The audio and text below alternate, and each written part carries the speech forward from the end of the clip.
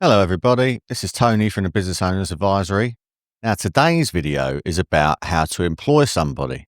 Now, I'm going to do it from the stance of employing the first person in your business, just because it's a way to do it. It doesn't really matter, but it's just a way of approaching the process. So I'm just going to flick over here and show you some points that I'm going to run us through today. So this is really kind of top line basics in terms of how we go through the process from needing somebody all the way through to getting them and keeping them. So you may be at the point where you've decided you finally need to employ someone into your business, whether that's the first person or what. Let's just say, for example, now we're talking about the first person. You then need to define the role of that person. You need to find them. You need to decide on them. You need to get them. You need to keep them. And then you need to assess where you're at. So we're going to run through all of those 7 points today.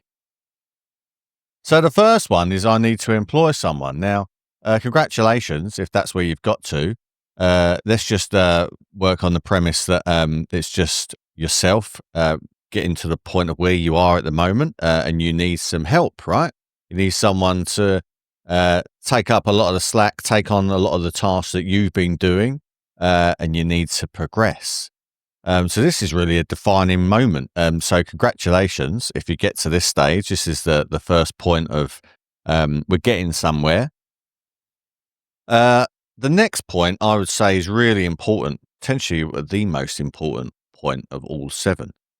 What is the role that you need done?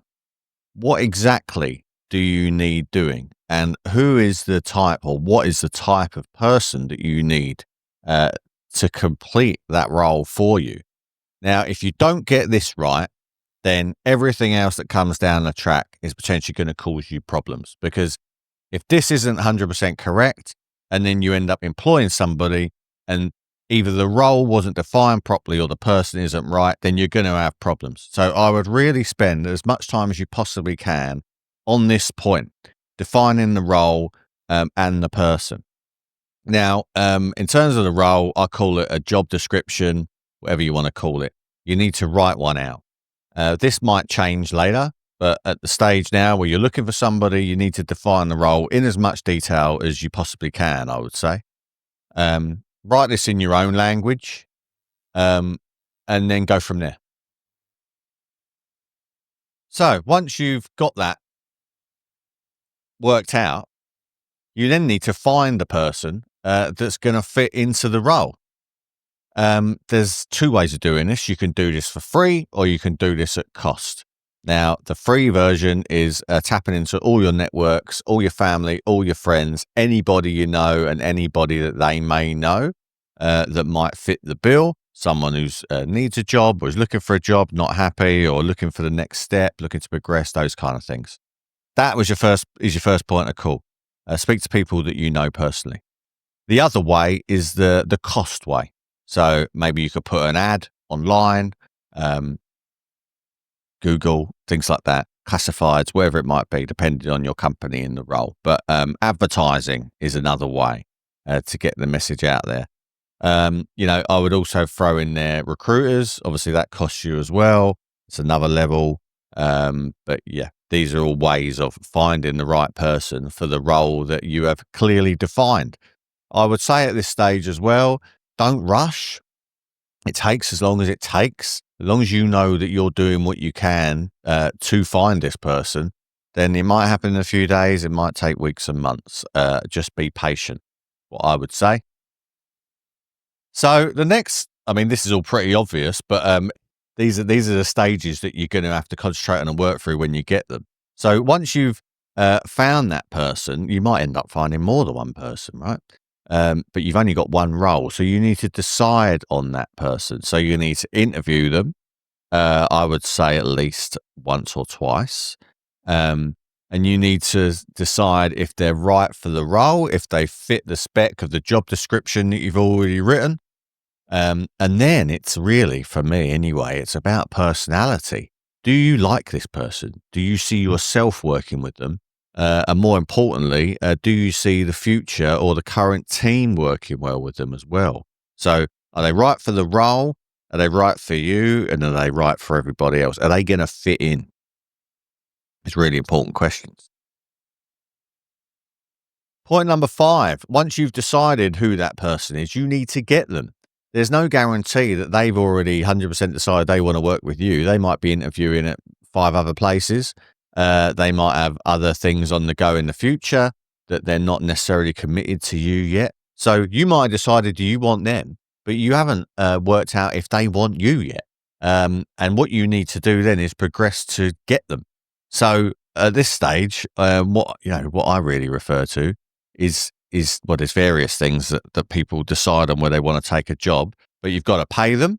So personally, I always try and pay staff more than the market average, because by doing that, you're more likely to get the best person for the job or the best people out there, which is what I always want.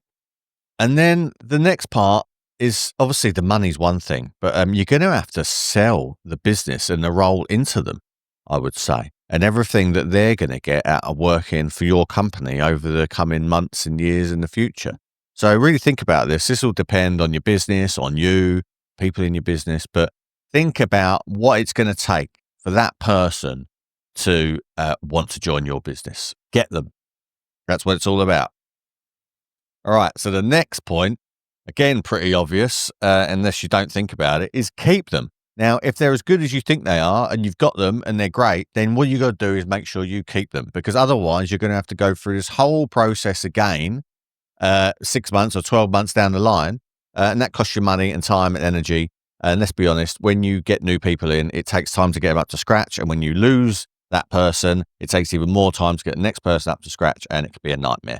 So retention and keeping the best people in your business as you find them is probably one of the most important things you will ever do. That's my advice. Keep these people. And then, this is more about the future, but once you've found people that you think are bloody good, you got to assess what they're doing, how you got them. You got to try and improve them in those roles. And then you've got to repeat and get more people like that, right?